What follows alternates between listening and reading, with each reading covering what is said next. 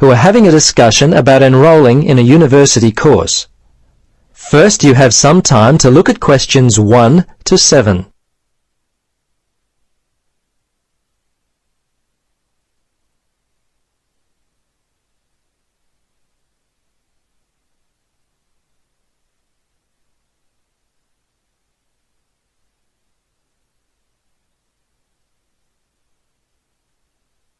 Now, listen carefully and answer questions 1 to 7. Registrar's office, this is Pam. Yes, hello. I'm calling about enrolling to study at the university. This is the right number? Yes, this is Mitchford University admissions. What would you like to know? Well, basically I need to know what I have to do to be enrolled as a student. You see, I'm currently studying education at another school. I've just finished my first year, but I'm not really enjoying it. I think I'm more interested in accounting. My dad teaches maths, so I thought it might be a good choice. Well, better than business anyway. Okay. Have you received a registration pack? No? How can I get one of those? Well, you've got to have one to register. You can enroll at the university at any time after you receive a registration pack.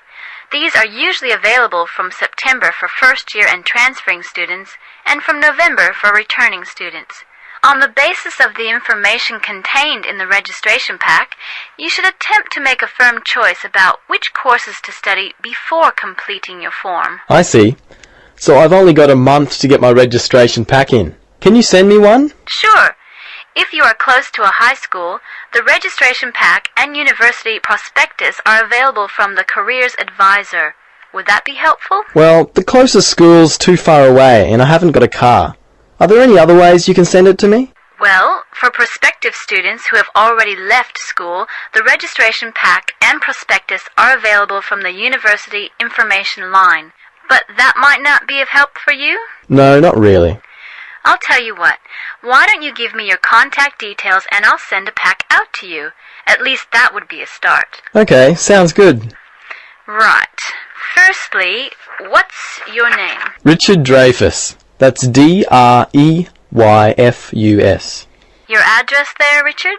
Unit 12, 15 Sportsman Avenue. That's Sportsman, Mermaid Beach. 4554. And your telephone? Yes, I won't give you my home. Mobile's best. 0414. Hang on a minute, I don't call myself usually. I think it's 0414 658 339. Yes, that's it. Okay, now, do you have email? Yes, I do. It's Dreyfus, my last name, at igo. That's IGO.com. All lowercase letters, of course. Before you listen to the rest of the conversation, you have some time to look at questions 8 to 10.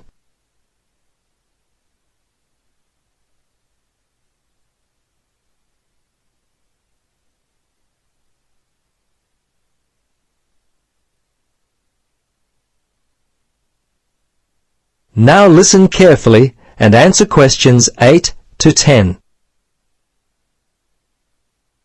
Okay, that looks fine. Now, do you have any questions for me? Yes, I've got a friend who is interested in studying at the university. I'm not sure what would be the best way for him to register. Can you give me some suggestions? Sure, there are 3 ways to register. Option 1 is telephone registration. Before you telephone, fill out the registration form included in your pack. This will ensure you have all the information that you require. The number is in your registration packet. Don't forget to hold on to a copy of your registration form for future reference. Yep, okay. Option 2 is registration by post. All you have to do there is complete the relevant sections of the registration form and post the completed form together with all documentation required in the envelope provided. All right. The third way is to simply come in. Visit the Student Information Center in the Information Services building, and your friend will receive personal assistance on how to complete his forms.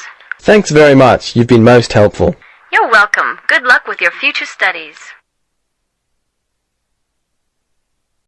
That is the end of part 1.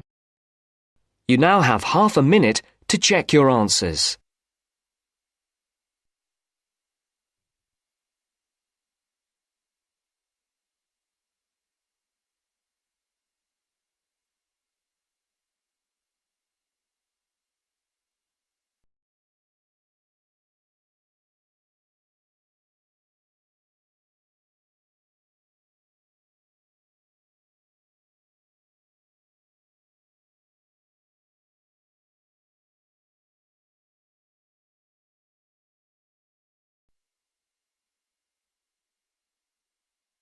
Now turns to part 2. Part 2. First, you have some time to look at questions 11 to 17.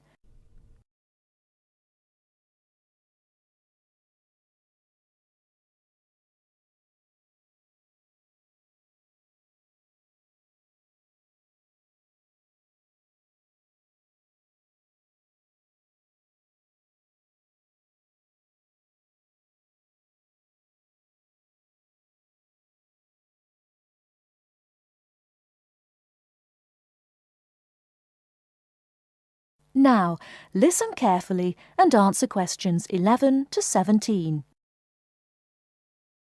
Hello, and thanks everyone for coming here today. I know it's always a bit stressful going for a job interview, but it's best to be prepared.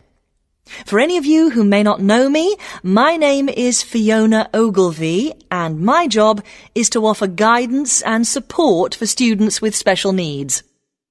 Now, you wouldn't be here today if you weren't interested in finding a job in the holidays. So let's get down to it and see what things you need to be looking out for. Most of you, I hope, will be applying for jobs with the companies that have been recommended by the university. The reason for this is that we here at the university already know these companies and have established good working relationships with them. I've also been to visit all of them and checked out the facilities they have to offer. You really need to make informed choices when you're looking for a job and make sure you know before you even get to the interview stage that your needs will be met. But I know that some of you are applying for jobs independently and have looked at companies outside the university recommended list. So for you, it's best to plan ahead and be aware of what it is you may need while you're working. Things that you need to check when you go for an interview are there enough toilet facilities and are these easily accessible? Also, you want to check that all the public areas inside the building are barrier-free, so you can get direct access to these public spaces whenever you need to. And ask about ramps into the building, so you know how many there are and where they are located. These kinds of things are so much more difficult to sort out when you've started work, as they take time. But ramps are an absolute must, so please make sure you know where they are. Another thing you must make sure of is that the lifts have the correct lowered control panels. Ask if all the lifts have this facility or if it's only certain ones. Now, something I think that is often overlooked is working hours. What you want to make sure of is that you get flexi time. This basically means that your working hours are flexible and you can clock on and clock off in times that suit you. Within reason, of course. Most companies do recognise that it takes much longer for someone in a wheelchair to get on and off buses and trains. Public transport can take that much longer, so you need to be organised and prepared. And for those of you lucky enough to own a car, check how many disability parking spaces are available. Remember that it's your right to have a disabled parking space. These also need to be near enough to a wheelchair accessible entrance or ramp. OK, are there any questions before we move on? Before you hear the rest of the talk, you have some time to look at questions 18 to 20.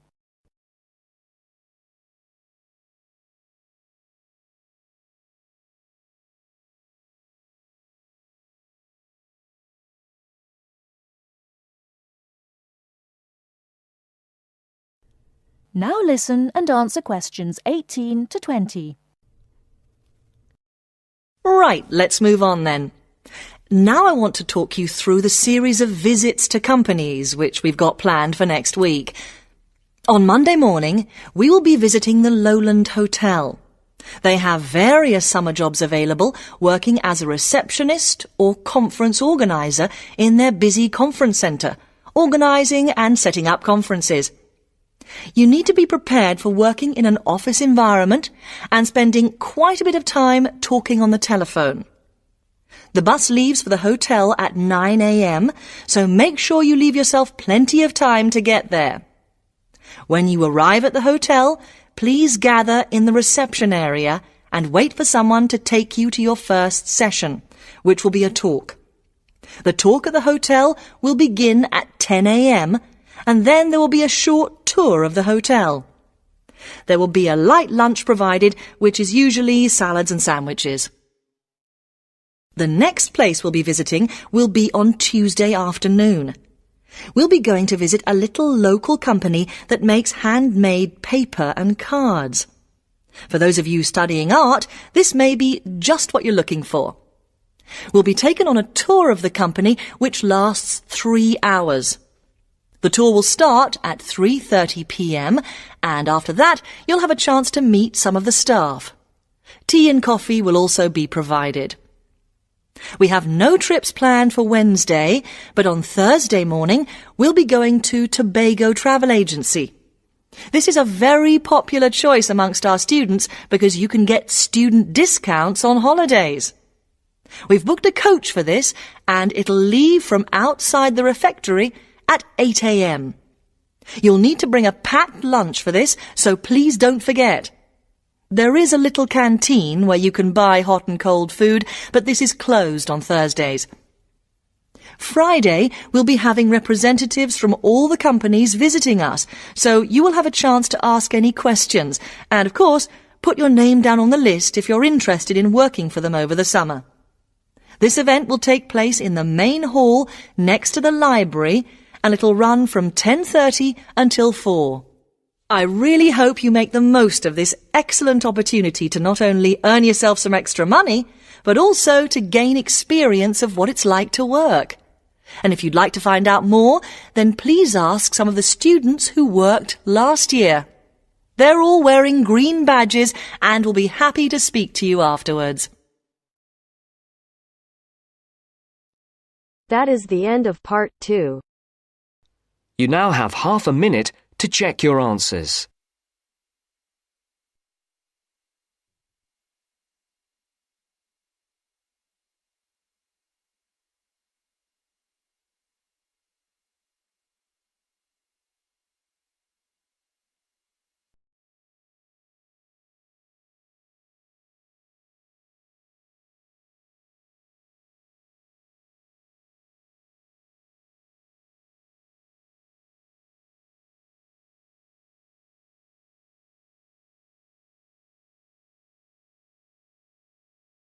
Now turns to part 3.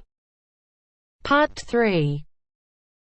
Hear an interview conducted by an interviewer Spiegel with the scientist Peter Piot, who discovered Ebola, a dangerous disease. Both of them are conversing about the disease and its origin. First, you have some time to look at questions 21 to 25.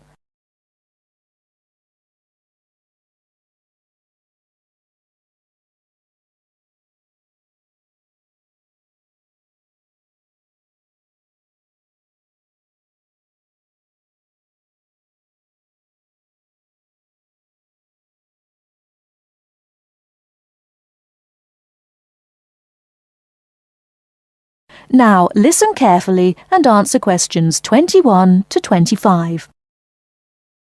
Professor Piot, as a young scientist in Antwerp, you were part of the team that discovered the Ebola virus in 1976. Can you tell how did it happen? I still remember. Some day in September, a pilot from Sabina Airlines brought us a shiny blue thermos and a letter from a doctor in Kinshasa, in what was then Zara in the thermos. He wrote there was a blood sample from a Belgian nun who had recently fallen ill from a mysterious sickness in Yambuku, a remote village in the northern part of the country. He asked us to test the sample for yellow fever. These days, Ebola may only be researched in high-security laboratories. How did you protect yourself back then? We had no idea how dangerous the virus that we were dealing with was. And there were no high-security labs in Belgium back then. We just wore our white lab coats and protective gloves. When we opened the thermos, the ice inside had largely melted and one of the valves had broken. Blood and glass shards were floating in ice water. We fished the other, intact test tube out of the slop and began examining the blood for pathogens using the methods that were standard at the time. But the yellow fever virus apparently had nothing to do with the nun's illness.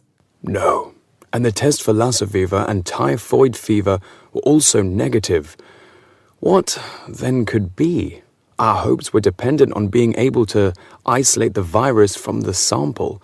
To do so, we injected it into mice and other lab animals. At first, nothing happened for several days. We thought that perhaps the pathogen had been damaged from insufficient refrigeration in the thermos. But then, one animal after the next began to die. We began to realize that the sample contained something quite deadly. But you continued. Other samples from the nun who had just died arrived from Kinshasa. When we were just about able to begin examining the virus under the electron microscope, the World Health Organization entrusted us to send all of our samples to a high-security lab in England. But my boss at the time wanted to bring our work to a conclusion no matter what. He grabbed a vial containing virus material to examine it, but his hand was shaking and he dropped it on a colleague's foot. The vial shattered. My only thought was, oh shit! We immediately disinfected everything, and luckily our colleague was wearing thick leather shoes. Nothing happened to any of us. Before you hear the rest of the talk, you have some time to look at questions 26 to 30.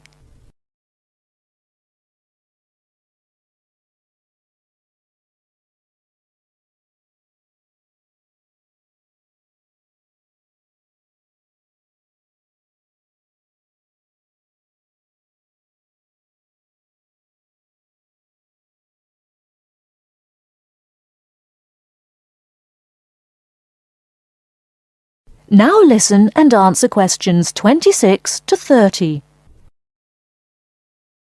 We were finally able to create an image of the virus using the electron microscope. Yes, and our first thought was, what the hell is that? The virus that we'd spent so much time searching for was a very big, long and worm-like. It had no similarities with yellow fever. Rather, it looked like the extremely dangerous Marburg virus, which, like Ebola, causes a hemorrhagic fever. In the 1960s, the virus killed several laboratory workers in Marburg, Germany. Were you afraid at that point? I knew almost nothing about the Marburg virus at the time. When I tell my students about it today, they think I must be from the Stone Age. But I actually had to go to the library and look it up in the Atlas of Virology. It was the American Center for Disease Control which determined a short time later that it wasn't the Marburg virus, but a related unknown virus. Hundreds of people had already succumbed to the virus in Yambuku and the area around it. You were also the one who gave the virus its name. Why Ebola? On that day, our team sat together till late into the night. We had a couple of drinks discussing the question. We definitely didn't want to name the new pathogen Yambuku virus, because that would have stigmatized the place forever. There was a map hanging on the wall, and our American team leader suggested looking at the nearest river and giving the virus its name. It was the Ebola River. So by around 3 or 4 in the morning, we had found a name. But the map was small and inaccurate. We only learned later that the nearest river was actually a different one. But Ebola is a nice name, isn't it?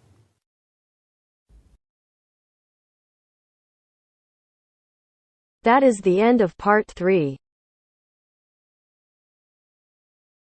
You now have half a minute to check your answers.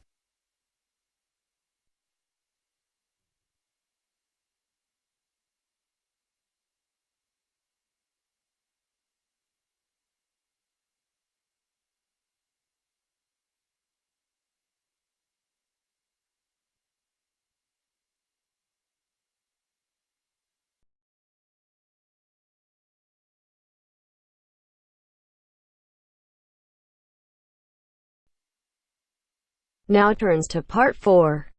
Part 4. Now listen to the second part of the lecture. As you listen, complete the notes below. First, you have some time to look at questions 31 to 40.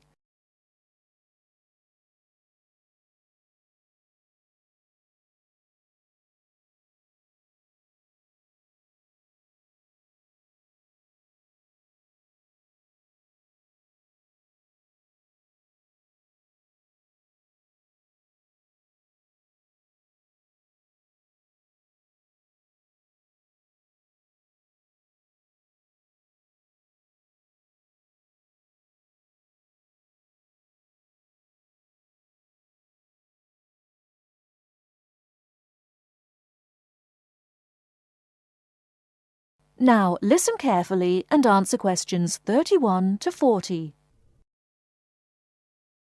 Now let's turn to shopping, which may interest you more. In general, shops open at 9 o'clock in the morning and close at 5:30 in the afternoon. In country towns and quieter suburbs, smaller shops close for an hour at lunchtime, and once a week there tends to be an early closing day when most shops shut during the afternoon. Many cities have a late night once a week when shops stay open until approximately 8 o'clock in the evening. You should ensure that anything you bring into the country, such as travelling irons, heated rollers, hairdryers and electric shavers, can be used on the standard British voltage, which is 240 volts, 58Z. Many hotels will, on request, be able to supply adapters for electric shavers. When you travel, you may want to send postcards home. Stamps can be bought at post offices throughout Britain. They are open from 9 o'clock to 5:30 Monday to Friday, and until 12:30 on Saturday. Stamps can also be bought at postal centre stamp dispensers, at large stores and major tourist attractions. For posting letters, you don't have to go far before finding a red painted letterbox. Alternatively, use the letterboxes at post offices. You may ask how much to tip in hotels and how much it is for a taxi. There are no fixed rules on tariffs about this, and the following is intended only as a guide to customary practice. Most hotel bills include a service charge, usually 10 to 12%, but in some larger hotels 15%. Where a service charge is not included, it is customary to divide 10 to 15% of the bill among the staff who have given good service.